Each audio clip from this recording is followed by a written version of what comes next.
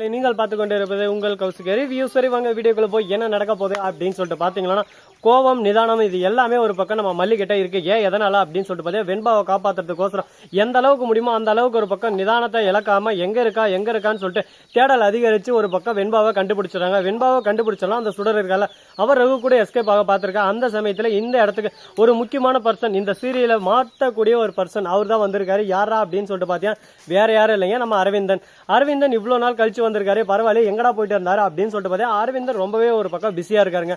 என்னதான் பிஸியா இருந்தாலும் தான் காதலிச்ச தன்னை காதலிக்கலனாலும் தான் காதலிச்சு கல்யாணம் பண்ற வரையும் போயிட்டு அவளுக்கு பிடிச்சவங்க கூட சேர்த்து வச்சுட்டு இப்போ அவளோட வாழ்க்கை எப்படி இருக்கு அப்படின்னு சொல்லிட்டு பாக்கிறதுக்காக அன்போட அக்கறையோட அரவணைப்போட வந்திருக்காரு நம்ம தலைவன்.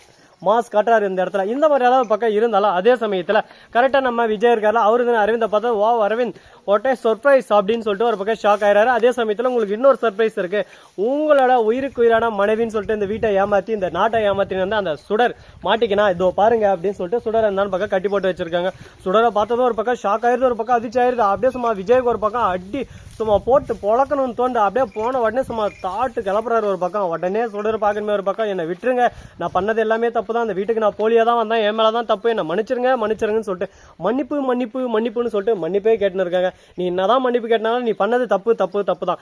நீ என்ன பண்ணாலும் தன் தப்பு எப்பவுமே மாறாது. அதனால உனக்கு இனிமே தான் இருக்கு ஆப்பு அப்படின்னு சொல்லிட்டு வேற மாதிரி சூப்பா பேசுன்னு இருக்காரு. இதெல்லாம் கேட்கும் போது ஒரு பக்கம் இன்ட்ரெஸ்டிங்காகவும் இருக்கு, ஒரு பக்கம் அவரு மாதிரி இருக்கு, ஒரு பக்கம் எக்ஸைட்மெண்டோட இருக்கு. சரி, இந்த மாதிரி எல்லாம் ஒரு பக்கம் தொடர்ச்சியா போயின்னு இருந்தாலும் அதே சமயத்துல மறுபக்கம் என்ன நடக்க போகுது அப்படின்னு சொல்லிட்டு பாத்தீங்கன்னா நம்ம கதிரேசன் இருக்காருல, அந்த சுடரை பார்த்ததும் நீ எல்லாம் என் பொண்ணா, உன்னெல்லாம் பொண்ணுன்னு நினைச்சு என் வாழ்க்கையை நான் சீரழிச்சேன், என் பொண்ணு திரும்ப வந்துட்டா அப்படின்னு சொல்லிட்டு எந்த அளவுக்கு நான் சந்தோஷப்பட்ட தெரியுமா, எந்த அளவுக்கு எக்ஸைட்மெண்ட் ஆகணும் தெரியுமா, அது எல்லாமே சுக்கு நூறா உடைச்சிட்டேன், என் மனசே உடஞ்சி போச்சு அப்படின்னு சொல்லிட்டு ஃபீல் பண்ணி கதறி தேம்பி வெம்பி நொந்து அழுந்துட்டு இருக்காரு நம்ம கதிரேசன். அதே சமயத்தில் டே விஜய் உன்னை சும்மா விட மாட்டா, அப்ப என் பொண்ணை கொண்டது நீதானே அப்படின்னு சொல்லிட்டு ஒரு கேள்வி எழுந்தாரு.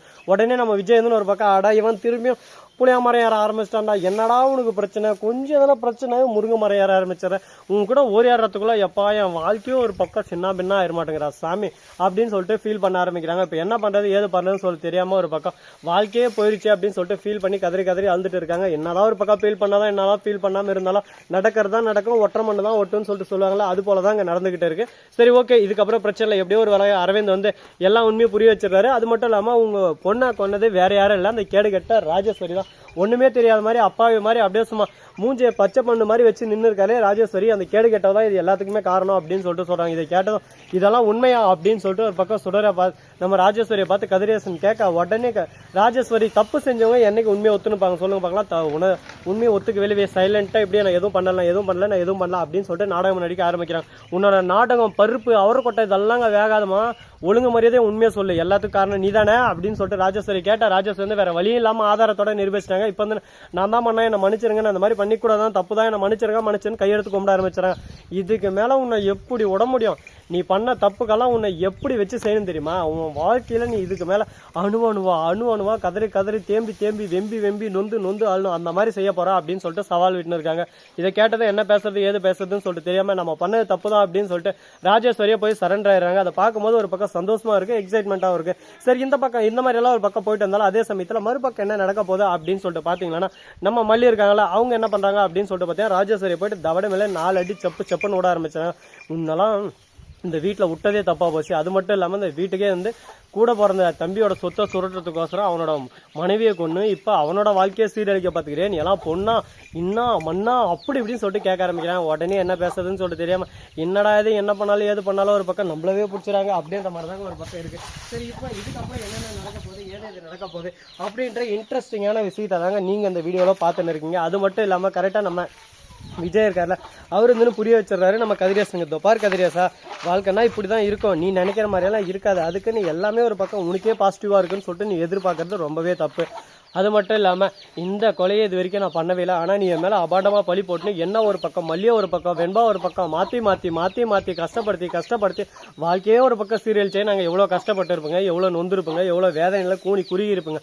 அந்த மாதிரி ஒரு சூழல்ல எங்களை தள்ள வச்சுட்டு இப்ப நீ மட்டும் சந்தோஷமா இருக்குன்னு நினைக்கிறேன், இதெல்லாம் நியாயமா அநியாயமா அப்படின்னு சொல்லிட்டு கேட்டுன்னு இருக்கு. உடனே அந்த இடத்துக்கு போலீஸ் வந்துறாங்க. போலீஸ் வந்து ஒரு பக்கம் ராஜேஸ்வரியை பிடிச்சி அப்படியே சும்மா அடி அடி அடி அடி அடின்னு அடிச்சு இழுக்கிறாங்க. நம்ம சுடர் ஒரு பக்கம் அரெஸ்ட் பண்ணிடுறாங்க. சுடர் வந்து இதுக்கு மேல தப்பிக்கவே முடியாது, மாட்டியாச்சு, இதுக்கப்புறம் நம்ம என்ன பண்ண முடியும் ஏது பண்ண முடியும்னு சொல்லிட்டு தெரியாம திருன்னு முழிச்சுன்னு இருக்காங்க.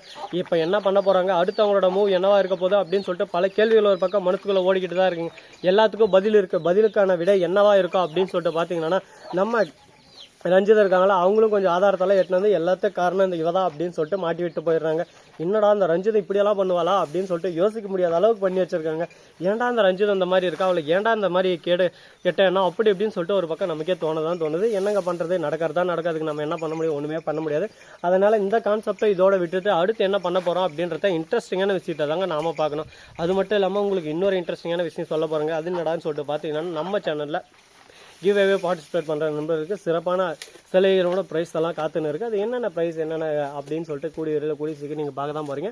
அது மட்டும் இல்லாமல் உங்களுக்கு இன்னொரு இன்ட்ரெஸ்டிங்கான விஷயம் காத்துன்னு இருங்க. அது என்னடா அப்படின்னு சொல்லிட்டு பார்த்தீங்கன்னா, எங்கள் மரத்தில் இன்றைக்கி நெல்லிக்கனி நிறைய விட்டு இருக்குது. அந்த நெல்லிக்கனியெல்லாம் பறிக்கிறதுக்கு எங்கள் தாடி வந்திருக்காரு. அதை தான் நீங்கள் அவரை பார்த்து நீங்கள் ஒரு பக்கம் ஷாக் ஆயிருங்க. என்னடா தாடி வச்சு ஒரு பக்கம் இப்படி இருக்கிறாரு அப்படின்னு சொல்லிட்டு பயங்கரமான ஆள் அவர் அப்படின்ற மாதிரி தான் ஒரு பக்கம் புகழ்ச்சி எல்லாமே ஒரு பக்கம் பறிவிட்டு போயின்னு இருக்குது. ஸோ நம்ம எந்த வீடியோ பிடிச்சிருந்தா லைக் பண்ணுங்கள், கமெண்ட் பண்ணுங்கள், ஷேர் பண்ணுங்கள், இன்றைக்கு மேலே தட்டி விட்டு போங்க. அப்பதான் நான் போற அடுத்த வீடியோ உங்களுக்கு உடனுக்குடன் நோட்டிபிகேஷன்ல வந்து கொண்டே இருக்கும். மிக்க நன்றி, தேங்க்ஸ் ஃபார் வாட்சிங், டாடா, see you, நன்றி, வணக்கம். மருகத் பாத்தீங்களா நெல்லிக்காய் பறந்து வந்துச்சு.